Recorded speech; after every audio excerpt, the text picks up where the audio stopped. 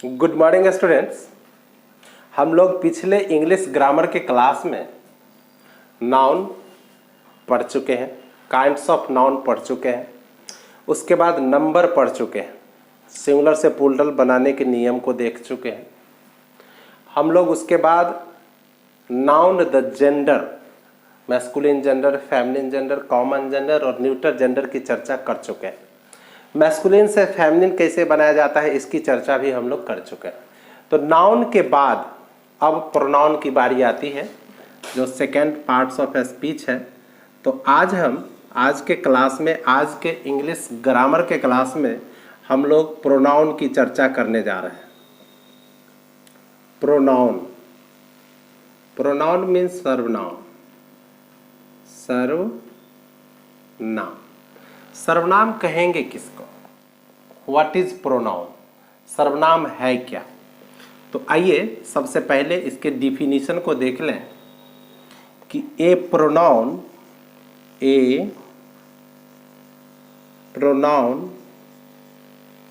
Is a word, a pronoun is a word which is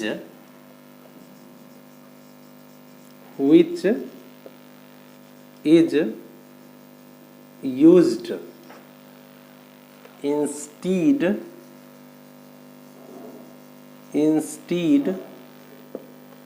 of a noun। Definition से clear है कि a pronoun is a word, pronoun एक ऐसा शब्द है which is used, जिसका प्रयोग इंस्टीड ऑफ ए नाउन, जिसका प्रयोग नाउन के बदले होता है। मतलब क्लियर है कि जिस शब्द का प्रयोग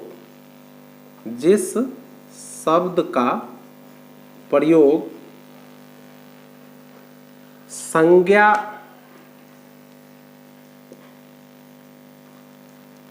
के बदले किया जाता है,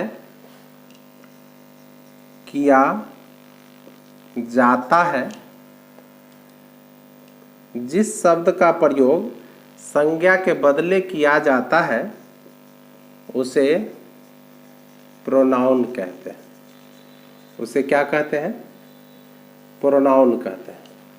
इसका मतलब साफ है कि संज्ञा शब्द के बदले हम जिस शब्द का प्रयोग करेंगे वही प्रोनाउन है। प्रोनाउन का एक शब्द में अगर हम डिफिनीशन देख लें तो प्रोनाउन बराबर हम लिख सकते हैं, pronoun equal to the substitute of noun, the substitute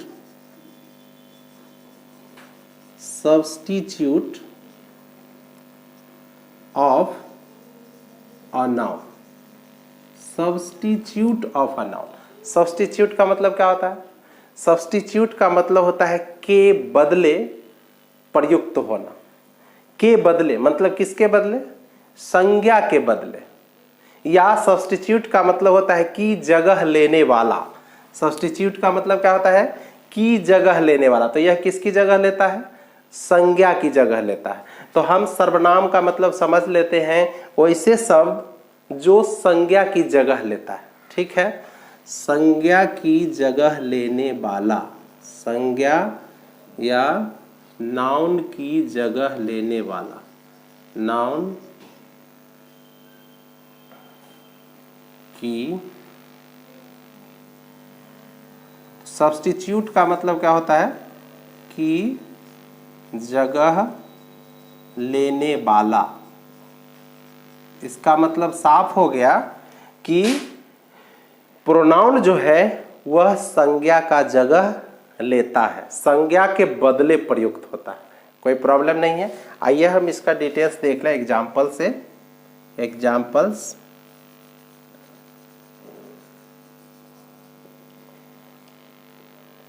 Anju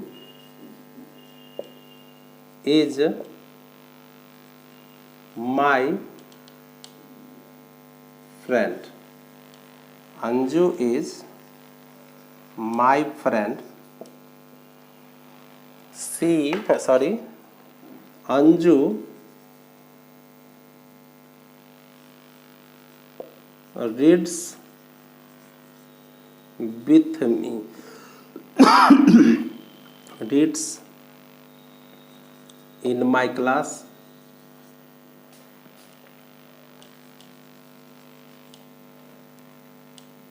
Anju is a good girl. गौर करने की बात है कि यहां पर Anju is my friend, Anju reads in my class, Anju is a good girl. ये थोड़ा सुनने में ऑड लग रहा है। क्यों? क्योंकि इस नाम का जो रिपीटेशन बार बार हो रहा है, इसीलिए जब हम इसके जगह पर, अंजू के जगह पर सी का प्रयोग करते हैं तो क्या होता है, सेंटेंस क्या बनेगा? Anju is my friend, my friend. Anju के जगह पर हम सी का प्रयोग करते हैं, she reads in my class.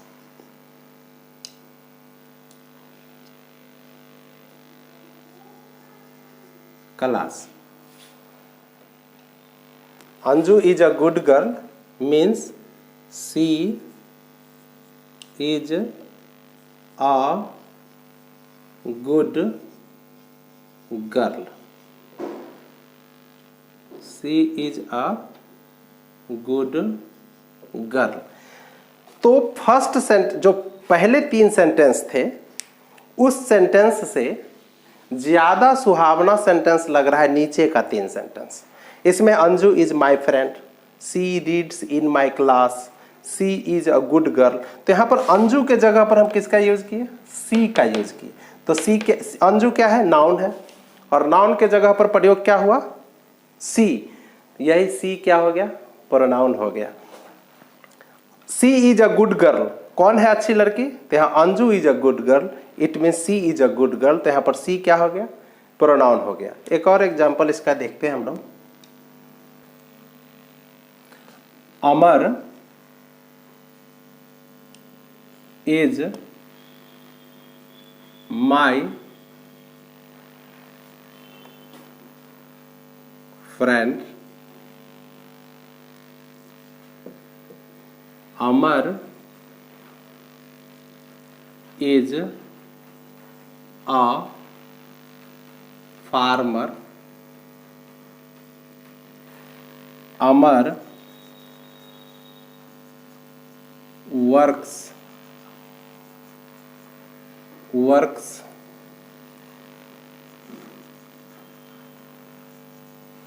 in his field,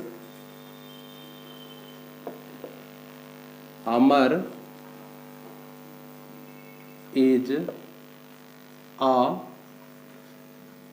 good man। अब देख रहे हैं ये अमर शब्द का रिपीटेशन 4 बार हुआ है, 4 सेंटेंस। तो थोड़ा सा ये सेंटेंस जो है देखने में भद्दा लग रहा है, लेकिन जब इसके जगह पर हम अमर के बदले ही का प्रयोग करेंगे तो सेंटेंस कैसा हो जाएगा? Amar is my friend, he is a farmer, he is a farmer, he works in his field, he is a good man. मतलब ये कुछ डिकोरेशन को बढ़ा दिया, तो इसीलिए सेंटेंस क्या हो गया? सुंदर लगने लगा। तो इसका मतलब हम कह सकते हैं कि pronoun stops the repetition of a noun. मतलब प्रोनाउन जो है किसी नाउन के रिपीटेशन को रोकता है। ठीक है, तो देख लेते हैं इसको चेंज करके। तो Amar is my friend, Amar is my friend. Amar के जगह हम किसका प्रयोग करेंगे? ही का। He is a farmer,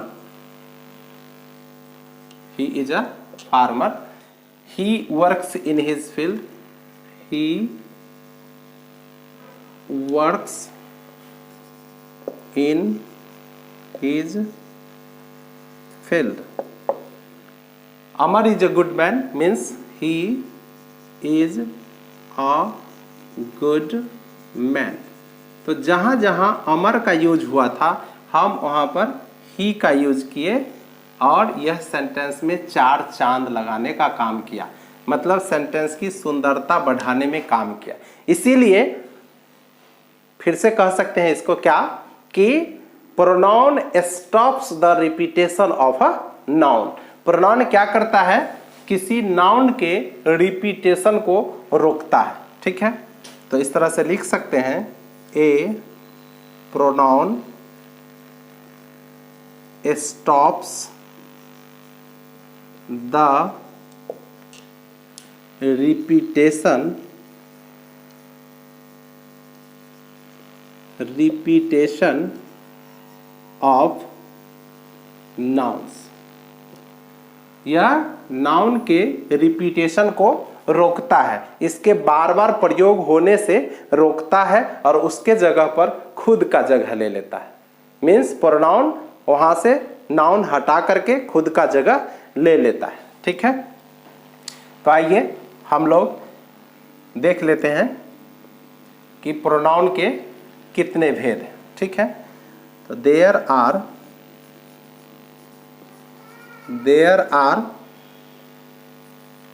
10 kinds of pronoun. Pronoun के कितने भेद हैं? 10 भेद हैं। हम लोग 10 भेदों की चर्चा करेंगे। हर क्लास में अलग अलग नंबर बताए गए हैं, तो हम लोग पूरे नंबर की चर्चा करेंगे, पूरे काइंड्स की चर्चा करेंगे। जिसमें फर्स्ट काइंड में आता है, क्या आता है?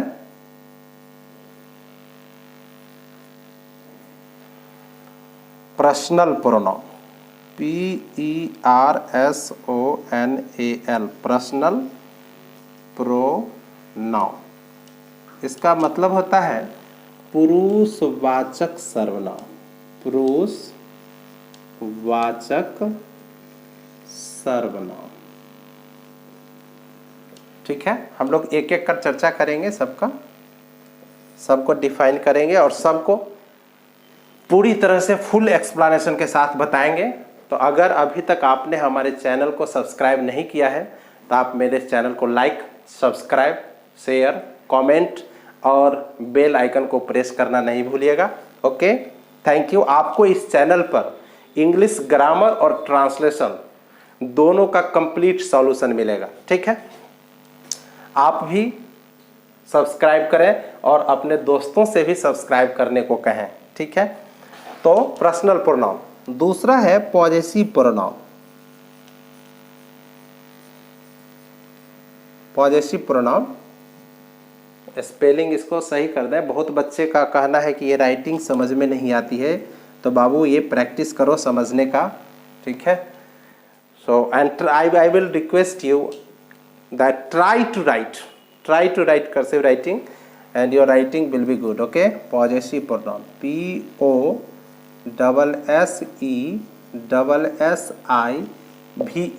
possessive pronoun मतलब होता है अधिकारवाचक सर्वनाम। अधिकारवाचक सर्वनाम। ठीक है, तीसरा है reflexive pronoun, REFLEXIVE, reflexive REFLEXIVE, reflexive pronoun means निजवाचक सर्वनाम, निजवाचक सर्वनाम। चौथा है इम्फैटिक प्रोनाउन, इम्फैटिक प्रोनाउन मतलब बलदायक प्रोनाउन, बलदायक सर्वनाम। ठीक है, तो there are 10 kinds of pronoun. First personal pronoun means पुरुषवाचक सर्वनाम। सेकंड पॉजेसिव प्रोनाउन मीन्स अधिकारवाचक सर्वनाम। थर्ड रिफ्लेक्सिव प्रोनाउन मीन्स निजवाचक सर्वनाम। इम्फैटिक प्रोनाउन मीन्स बलदायक प्रोनाउन। ओके, हाँ, तो हम लोग 5वें काइंड ऑफ प्रोनाउन में देख रहे हैं डेमोन्स्ट्रेटिव प्रोनाउन, मतलब संकेतवाचक सर्वनाम। ये डेमोन्स्ट्रेट करने का काम करता है। इंडेफिनिट प्रोनाउन ये अनिश्चयवाचक सर्वनाम होता है। डिस्ट्रीब्यूटिव प्रोनाउन मीन्स व्यष्टिवाचक सर्वनाम। रेसिप्रोकल प्रोनाउन मीन्स परस्पर बोधक सर्वनाम। रिलेटिव प्रोनाउन संबंध बोधक सर्वनाम। और इंट्रोगेटिव प्रोनाउन जो कि प्रश्न पूछने के काम आते हैं। तो ये 10 काइंड है। ठीक है, 10 काइंड में हम हर एक की चर्चा अलग अलग करेंगे। तो आज के क्लास में हम लोग पर्सनल प्रोनाउन की चर्चा कर लेते हैं। PERSONAL personal, PRONOUN personal pronoun. इसका हिंदी हम लोग क्या देखे थे? इसका हिंदी देखे थे पुरुषवाचक सर्वनाम। पुरुषवाचक सर्वनाम। पुरुषवाचक सर्वनाम होता क्या है, थोड़ा सा इसके डिफिनीशन को देख लें कि पुरुषवाचक सर्वनाम हम किसको कहेंगे। ठीक है, the pronounce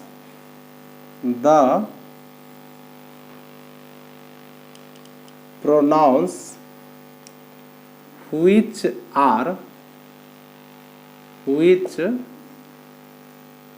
are used for the persons, which are used for the persons are called personal pronouns। Personal pronounce. Personal pronoun किसको कहेंगे? The pronounce which are used for the persons are called personal pronouns. वैसे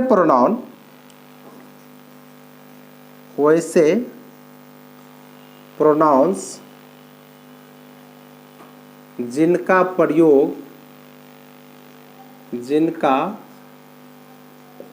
प्रयोग person के लिए किया जाए, person के लिए किया जाता है, उसे पर्सनल प्रोनाउन कहते हैं। पर्सनल प्रोनाउंस कहते हैं।